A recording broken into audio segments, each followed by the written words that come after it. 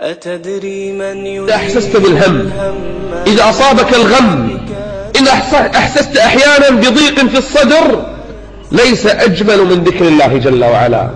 الاستغفار يزيل الهم ويجلي الصدر ويشرحه. يا عبد الله، جرب هذا الدواء كل يوم. خرج يوما من الأيام مسافرا إلى بلد، فحل عليه الليل واشتد الظلام،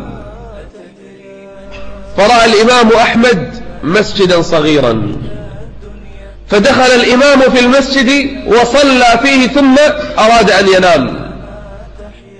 دخل الإمام ونام، فدخل عليه حارس المسجد قال: يا رجل ماذا تصنع؟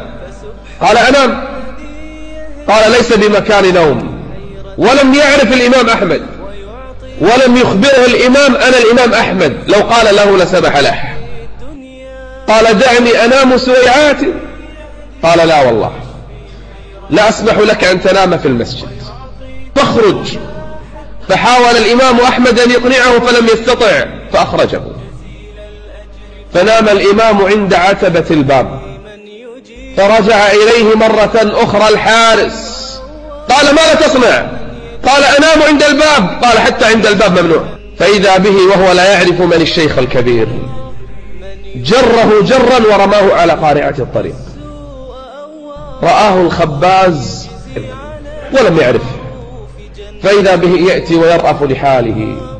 قال: يا شيخ، تعال عندي في المخبز أستضيفك الليلة عندي. فقام الإمام أحمد ودخل إلى المخبز وجلس ينظر إلى الخباز يعجن لوحده.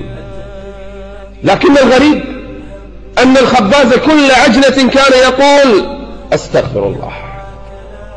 مع كل عجنة، ربما بالعجينة مئات المرات. فنظر الإمام أحمد إليه وانبهر، وهو لا يعرف الإمام. قال له الإمام أحمد: منذ متى وأنت على هذه الحال؟ قال: منذ زمن طويل. سأل الإمام أحمد: هل وجدت لاستغفارك هذا ثمرة؟ قال الرجل: نعم. قال: وما ثمرتها؟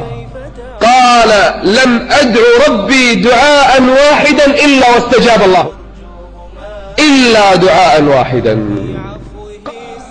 قال: دعوت ربي أن يريني الإمام أحمد بن حنبل. فقال الإمام: الله أكبر، قد استجاب الله دعائك، وأنا أحمد بن حنبل قد جرني الله إليك جرا.